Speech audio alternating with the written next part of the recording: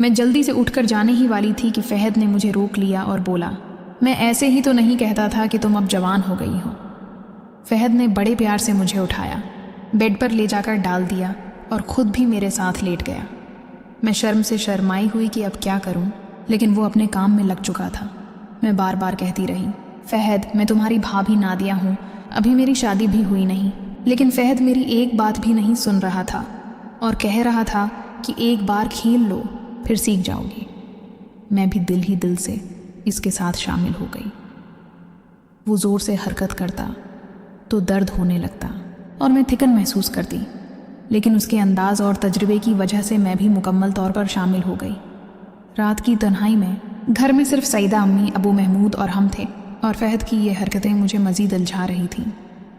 اگلے دن فہد میرے قریب آیا اور کہا کہ تم نے میرا سر درد ختم کر دیا، میں تمہارا شکریہ ادا کرتا ہوں۔ اس سے میرا دل اور زیادہ بے قابو ہونے لگا، کیونکہ میں جانتی تھی کہ اگر بھابھی نادیہ نے پھر کوئی اشارہ کیا تو میں خود کو روک نہیں پاؤں گی۔ رات کو جب امی سعیدہ سو گئی تو نادیہ نے پھر مجھے اپنے کمرے میں بلا لیا اور میں فوراً اس کے پاس پہنچ گئی۔ وہ لیٹی ہوئی تھی اور کہہ رہی تھی، میرا سر درد بہت زیادہ ہے، ذرا تیل سے مالش کر دو۔ میں تھوڑا جھجکتا رہا، لیکن پھر خود کو قابو نہ رکھ سکا اور تیل اٹھا کر اس کے پاس بیٹھ گیا۔ نادیہ نے میری مدد قبول کی اور میں احتیاط سے اس کے کندھے اور سر پر تیل لگا کر مالش کرنے لگا، اور جیسے ہی مالش شروع ہوئی وہ عجیب آوازیں نکالنے لگی جو میرے دل کو بے قابو کر رہی تھی۔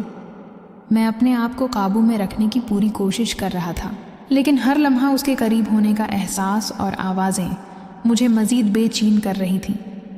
وہ کچھ دیر بعد سو گئی اور میں خاموشی سے اپنے کمرے کی طرف لوٹ گیا، لیکن دل کی دھڑکنیں اب بھی تیز تھیں اور میں سوچ رہا تھا کہ اگلی رات کیا ہوگا۔ اگلی رات جیسے ہی امی سعیدہ سو گئی، نادیہ نے پھر مجھے اپنے کمرے میں بلایا۔ میں فوراً اس کے پاس پہنچ گیا اور اس نے مسکراتے ہوئے کہا، میرا سر پھر سے درد کر رہا ہے، کیا تم میری مدد کر سکتے ہو؟ میں تھوڑا جھجکا، لیکن پھر خود کو قابو نہ رکھ سکا اور تیل اٹھا کر اس کے قریب بیٹھ گیا۔ نادیہ نے احتیاط سے مجھے اپنا تیل دینے دیا اور میں اس کے کندھے، پیٹھ اور سر پر آہستہ آہستہ مالش کرنے لگا۔ جیسے ہی میں مالش کر رہا تھا، نادیہ کی آوازیں عجیب و غریب ہو گئیں جو میرے دل کو بے قابو کر رہی تھیں۔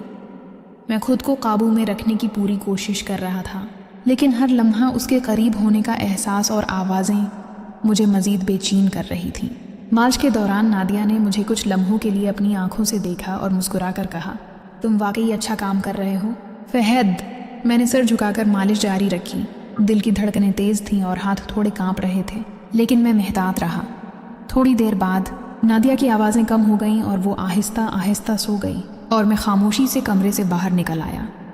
اگلے دن نادیہ نے مجھے شکریہ کہا اور کہا، تم نے واقعی میرا سر درد ختم کر دیا، میں تمہاری بہت شکر گزار ہوں۔ میں شرم سے شرمائی ہوئی اور دل میں سوچنے لگا کہ اگر نادیہ نے پھر کوئی فرمائش کی تو میں خود کو قابو میں نہیں رکھ پاؤں گا۔ دن بھر میں اپنی پڑھائی اور کام کے ساتھ مصروف رہا، لیکن رات کو دل کی دھڑکنیں اور یادیں مجھے سکون نہ دینے دیں۔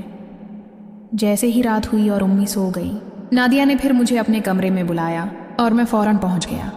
وہ لیٹی ہوئی تھی اور میں احتیاط سے اس کے قریب بیٹھ گیا۔ تیل کی بوتل ہاتھ میں تھی اور دل میں خوف اور خواہش کا ملا جلا احساس تھا۔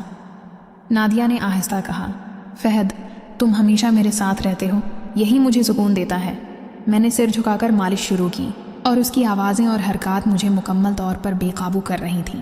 میں سوچ رہا تھا کہ یہ لمحات شاید صرف ہماری تنہائی اور جذبات کی شدت کی وجہ سے ہیں، لیکن دل کی دھڑکنیں اور احساسات مجھے مزید قریب لے جا رہے تھے۔